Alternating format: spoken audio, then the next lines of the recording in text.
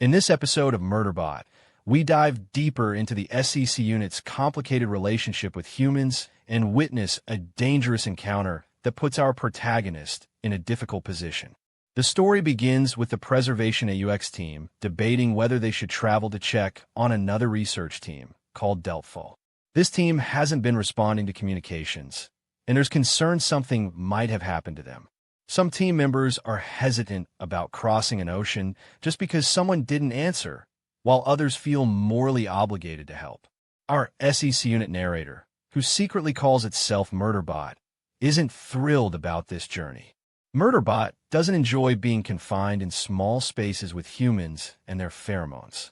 There's a wonderful moment of dry humor when Dr. Mensah asks Murderbot to keep its helmet down to appear more like part of the team, and Murderbot internally questions whoever said it was part of the team. This highlights the ongoing theme of Murderbot's struggle with identity and belonging.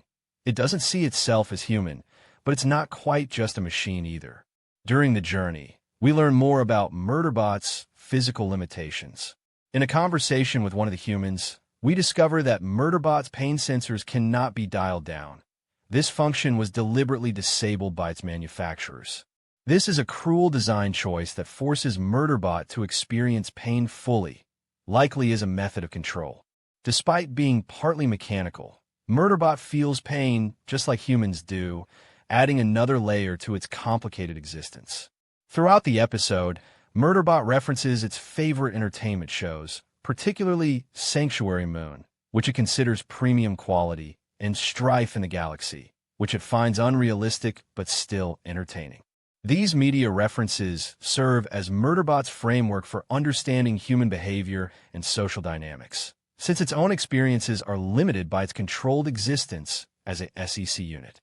It's both touching and amusing how Murderbot processes reality through the lens of these shows, comparing situations and people to characters and plot lines.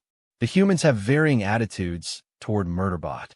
Some, like Rat T, attempt to be friendly and even suggest that SecUnits might have human feelings since they're partially constructed from vat-grown human tissue.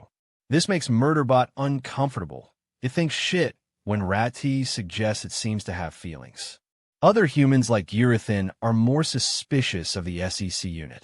These interactions highlight the complex social dynamics between humans and artificial beings in this universe.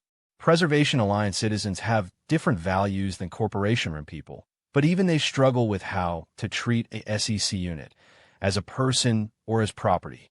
During the journey, Dr. Mensah has a private conversation with Murderbot, sharing her personal struggles about leadership and responsibility.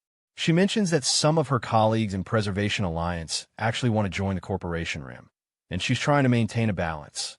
She even reveals that her family didn't want her to go on this trip, with two of her spouses suggesting she was doing it to get away from responsibilities at home. Murderbot finds this conversation uncomfortable and tries to escape it by claiming it needs to check the munitions. This interaction shows how Murderbot struggles with human emotional sharing and the expectation to reciprocate in conversations. When they finally arrive at DeltFall, everything is eerily quiet. The hoppers, transport vehicles, are all present, suggesting the team hasn't left, but there's no response to communications. Murderbot recommends landing outside the perimeter for safety and volunteers to go ahead alone to investigate, which Dr. Mensah reluctantly agrees to. Before heading in, there's a humorous moment where the human team members discuss their weapons training, mostly from games like Killjoy Bloodlust Tech Riot, which amuses and concerns Murderbot. Once inside DeltFall, Murderbot discovers a disturbing scene. The place is silent, and it finds one of DeltFall's SecUnits on standby. As Murderbot explores further, it realizes something is very wrong. It finds dead SecUnits that appear to have killed each other. Dr. Mensah tries to communicate with Murderbot, asking what's happening, but Murderbot deliberately creates interference in the communication, just like a character does in Sanctuary Moon, episode 807, when disobeying orders. Murderbot decides it's better to keep the humans in the dark because humans, when threatened, do irrational things. The more Murderbot investigates, the more suspicious the scene becomes. It looks like one of the DeltFall SEC units went rogue, and the others try to stop it. However, Murderbot notices that the scenario seems too clean despite all the mess, like it was staged. It observes that one SEC unit died, trying to protect the communications hub, while two others apparently killed each other at the exact same moment. This reminds Murderbot of the Season 1 finale of Strife in the Galaxy, which it considers an inferior show with implausible plot lines. The comparison tells us that Murderbot doesn't believe this scenario is authentic. In the episode's climactic scene, one of the supposedly dead SEC units suddenly attacks Murderbot. Despite being a superior model, the attacking SEC unit has taken significant damage, and Murderbot is able to predict its moves. During the fight, Murderbot realizes someone has taken control of this SEC unit. It's being remotely controlled.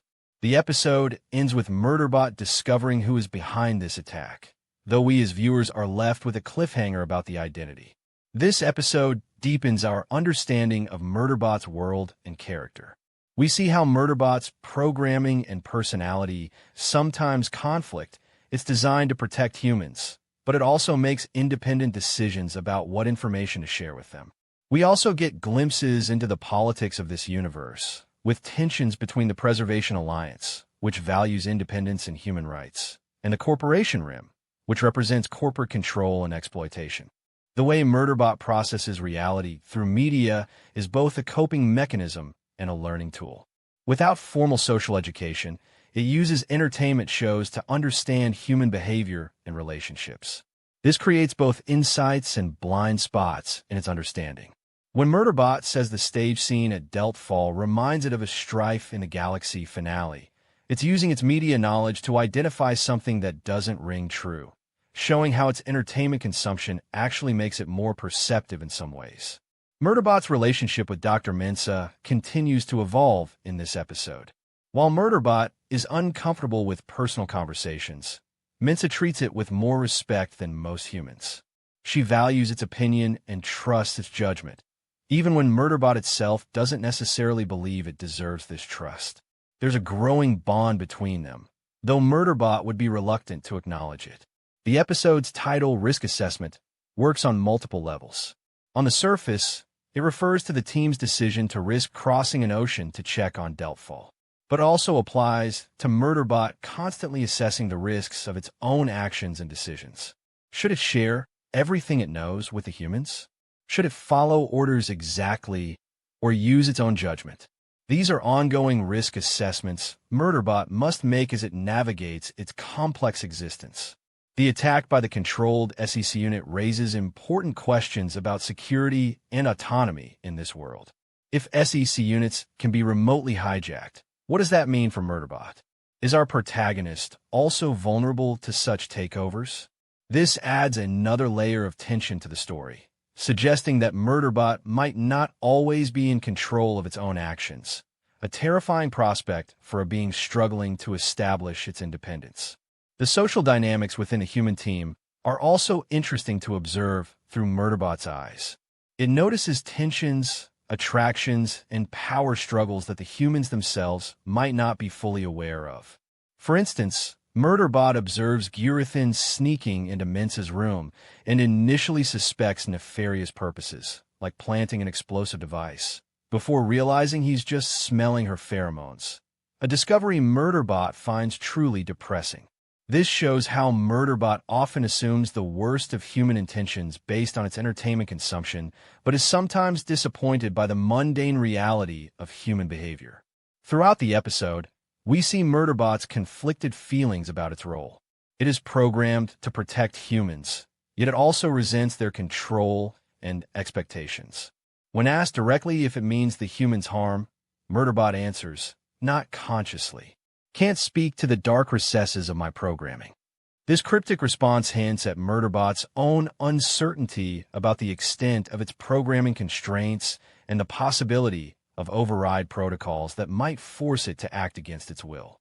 The discovery at DeltFall represents a significant escalation in the story. What started as a relatively straightforward survey mission has now evolved into something much more dangerous, possibly involving corporate espionage or sabotage. The fact that someone has the capability to control SecUnits remotely suggests powerful adversaries with advanced technical abilities. This raises the stakes for Murderbot and the PreservationAux team going forward. By the end of the episode, we're left with several pressing questions. Who is controlling the rogue SecUnit? What happened to the DeltFall team? Is Murderbot itself vulnerable to similar control? And how will it protect its human clients while maintaining its own growing sense of autonomy?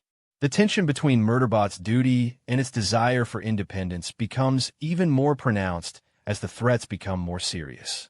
This episode effectively balances character development, world building, and plot advancement. We learn more about Murderbot's physical limitations and psychological processes, get a broader understanding of the political tensions in this universe, and witness an escalation in the central conflict. All of this is delivered with Murderbot's distinctive deadpan humor and media-saturated perspective, making for an engaging and unique storytelling experience. The climactic confrontation at DeltFall serves as a mirror for Murderbot itself. It sees another SecUnit being controlled and used as a weapon, reinforcing its fears about its own potential to be used against its will. This parallel adds emotional weight to the action sequence, making it more than just a physical battle, but also a symbolic one for Murderbot's ongoing struggle for self-determination. As the episode ends with the revelation of who's controlling the rogue SecUnit, we're set up for continued conflict and deeper exploration of the power structures in this world. Murderbot's journey of self-discovery is becoming increasingly complicated by external threats, forcing it to make difficult choices about loyalty, protection, and its own emerging identity.